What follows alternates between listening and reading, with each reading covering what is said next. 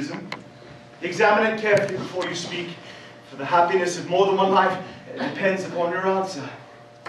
It seems to be mine. Yes, here is the injury received through the upsetting of a Gower Street omnibus in younger and happier days. And here is the stain on the lining caused by the explosion of a temperance beverage. An incident that occurred at Leamington. And here, on the lock, are my initials. I had forgotten that in an extravagant mood I had had them placed there. The bag is undoubtedly mine. I am delighted to have it so unexpectedly restored to me. It has been a great inconvenience being without it all these years. Miss Prism, more is restored to you than this handbag. For I was the baby that you placed in it. You? Yes. Mother!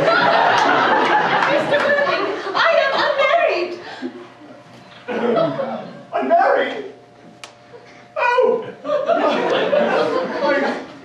I do not doubt that it is a serious blow. But who has the right to cast a stone against one who has suffered? Cannot repentance wipe out an act of folly? Why should there be one law for men and another for women? Oh, Mother, Mother, I forgive you. Oh, Mr. Worthing, there is some error. There is the lady who can tell you who you really are.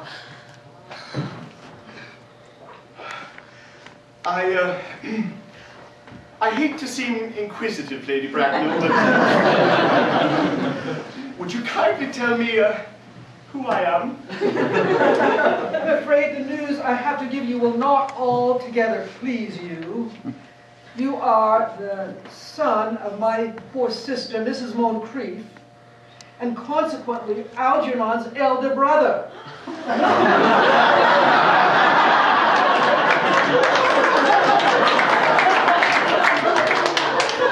Algie's elder brother? Then I have a brother after all! I knew I had a brother! I always said I had a brother! Oh, Cecily, how could you have ever doubted that I had a brother? Algie!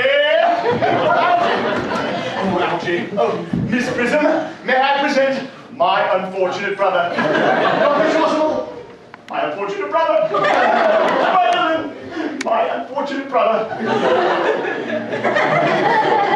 Oh, Algie, you young scoundrel! You have got to treat me with more respect in the future. You have never behaved to me like a brother in all your life. Well, not until today, old boy, I admit. However, I have done my very best, though I am out of practice. My own! But what are you? What is your Christian name now that you have become someone else? Oh, good heavens, I had quite forgotten that point.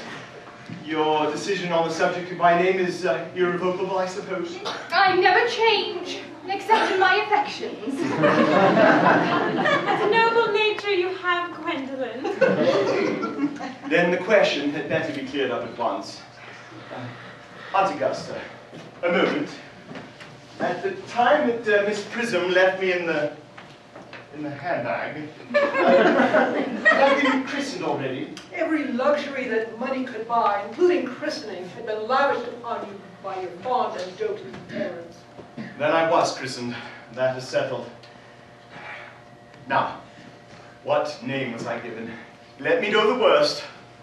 Being the eldest son, you were naturally christened after your father. Yes, but what was my father's Christian name? I don't recall at the present moment. I don't doubt that he had one. He was eccentric, but that was only in later years and due to the Indian climate and marriage and indigestion and that sort of thing.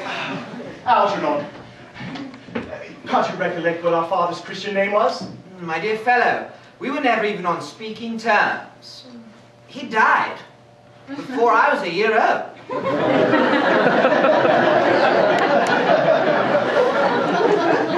Aunt Augusta, His name would appear on the army records at the time, would they not?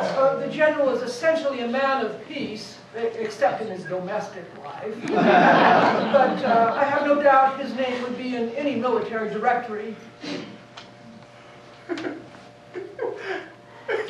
The army list of the last 40 years. They're here! Oh! These delightful records, they should have been my constant study. Oh, M generals, Malum, Maximum, Magnet, oh, what ghastly names they have.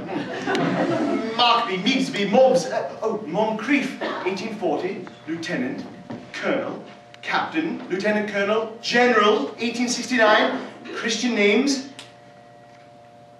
Earnest John.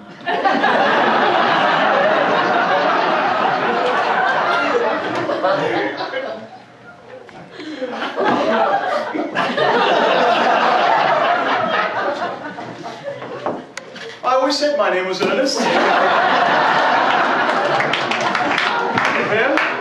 it is Earnest after all. I mean, it naturally is Earnest. Yes, now I remember that was the general's name. I knew there was some reason I disliked that name. My own Ernest! I knew from the first that you could have no other name. Oh, Gwendolyn. Oh, it is a terrible thing for a man to find out suddenly that all his life he has been speaking nothing but the truth. Can you forgive me? I can, for I feel that you are sure to change. My own one. Oh, marry me, Letitia! At last! Cecily, at last. Oh, Gwendolyn, at last. My nephew, you seem to be displaying signs of triviality. Oh, on the contrary, Aunt Augusta, I've realized, for the first time in my life, the vital importance of being earnest.